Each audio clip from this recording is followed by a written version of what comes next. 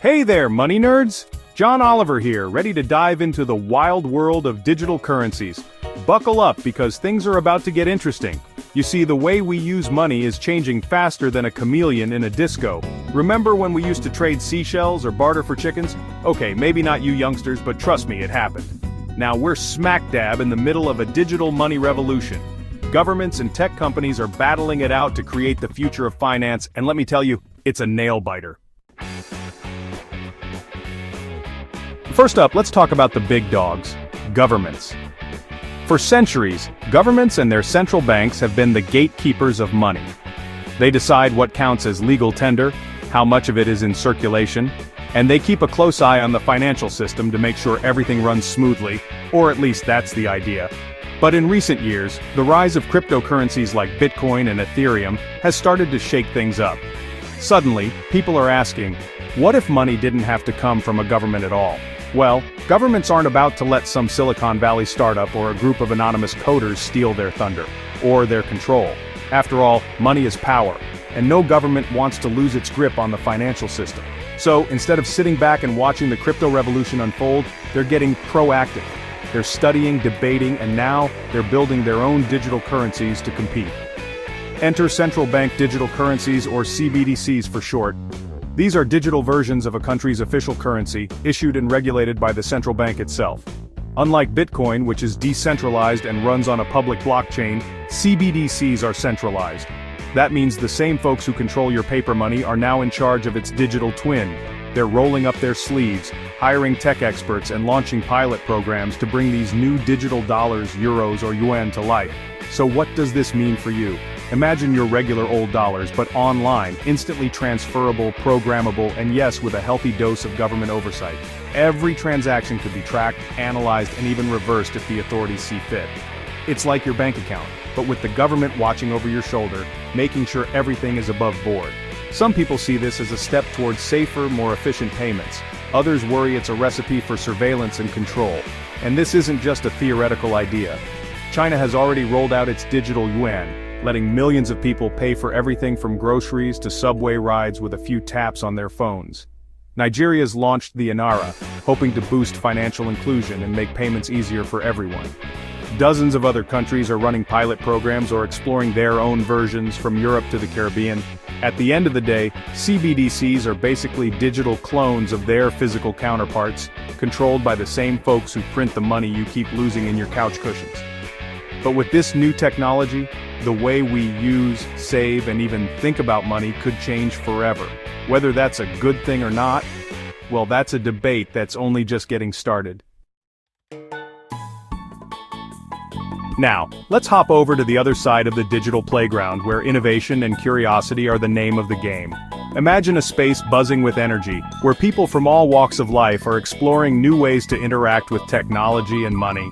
This is where the story of Pi Network begins, a project that's turning heads and sparking conversations in the world of digital currency. Here, we find Pi Network, a digital coin that's not just another cryptocurrency, but a movement aiming to make digital money accessible to everyone, everywhere. Unlike the intimidating world of traditional crypto, Pi Network invites you in with just a tap on your phone. Picture a bunch of tech enthusiasts huddled in a basement fueled by pizza and dreams of a decentralized financial utopia. But it's not just the stereotypical coders and hackers. Pi Network's community is made up of students, parents, professionals, and dreamers from every corner of the globe. They're united by a shared vision to create a digital currency that's truly for the people. Pi Network is like the rebellious younger sibling of Bitcoin trying to make its mark on the world. While Bitcoin blazed the trail and became a household name, Pi Network is carving out its own path, one that's more inclusive, more approachable, and, some would say, more fun. It's challenging the status quo, asking why digital money can't be easy, social, and eco-friendly. At the heart of Pi Network is something called blockchain technology. Think of it as a super secure digital notebook that records every transaction made with Pi coins.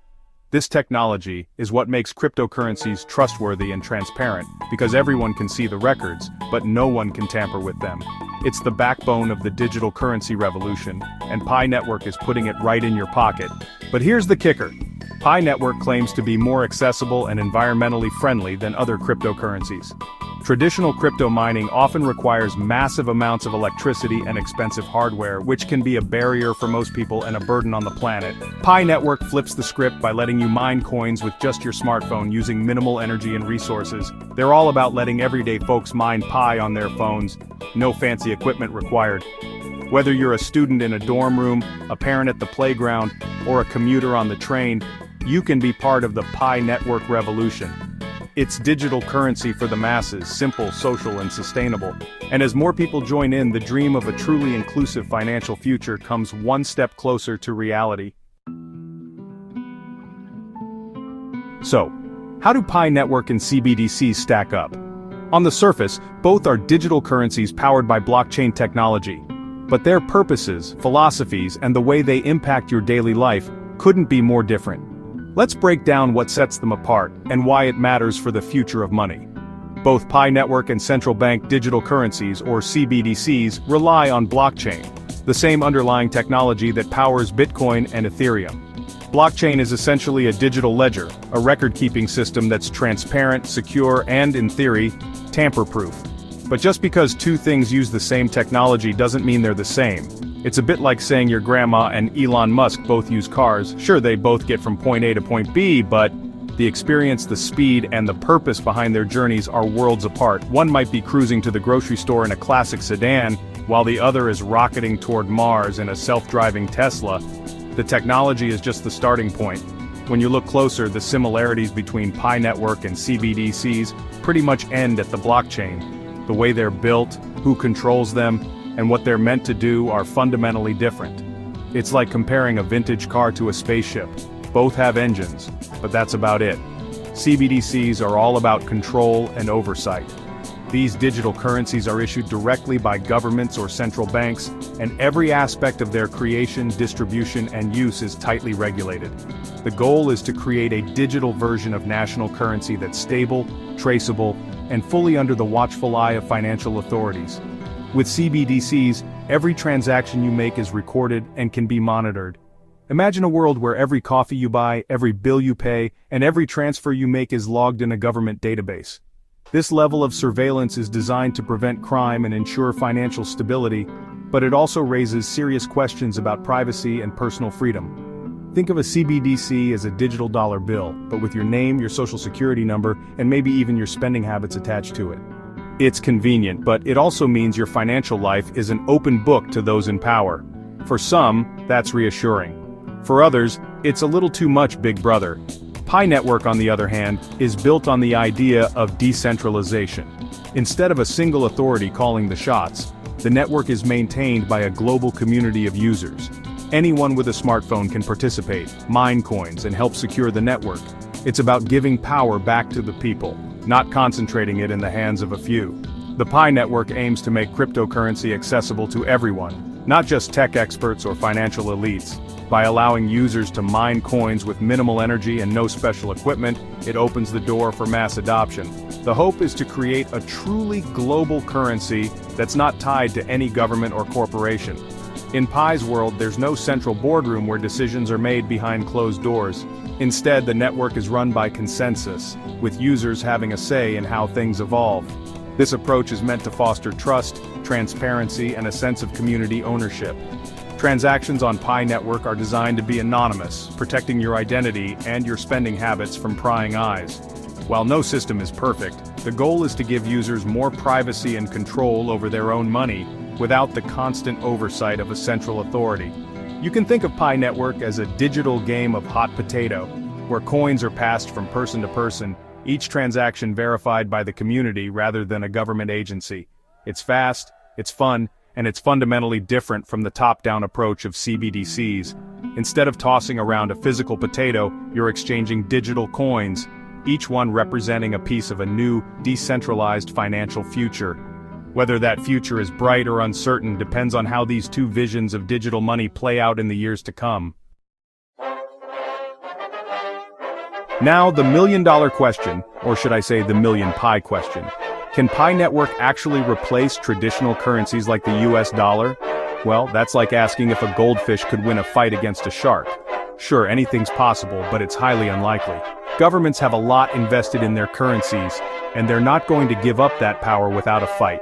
More likely, we'll see a world where digital currencies like Pi coexist with traditional money. Think of it like the Wild West of finance, with different currencies vying for dominance. But here's the thing about the Wild West. It can be a pretty lawless place, and that's where things get tricky for Pi Network. Governments are already starting to crack down on cryptocurrencies, worried about money laundering, tax evasion, and all sorts of other financial shenanigans. Remember Facebook's attempt at creating a digital currency called Libra? Yeah, that crashed and burned faster than a meteor shower at a fireworks factory. Governments weren't too keen on the idea of a tech giant controlling a global currency. So, will governments embrace Pi Network with open arms or crush it like a bug? Well, it's a bit of a mixed bag. Some governments might see the potential benefits of blockchain technology and try to regulate Pi Network, bringing it into the fold. Others, however, might view Pi as a threat to their monetary sovereignty and slap a big fat ban on it. Remember, governments like to be in control, and a decentralized currency like Pi doesn't exactly fit into that narrative. So, dear viewers, here's the big question for you. Would you ditch your country's currency and go all in on Pi Network? Would you trust a decentralized, community-driven digital coin over the good old-fashioned dollar, euro, or yen? It's a tough call, and there's no easy answer. It all comes down to your personal beliefs, risk tolerance, and whether you'd rather trust a government or a bunch of strangers on the internet with your hard-earned money. The future of money is about as clear as a crystal ball filled with mud. But one thing's for sure, it's going to be a wild ride. So, buckle up, hold on tight, and get ready for the digital money revolution.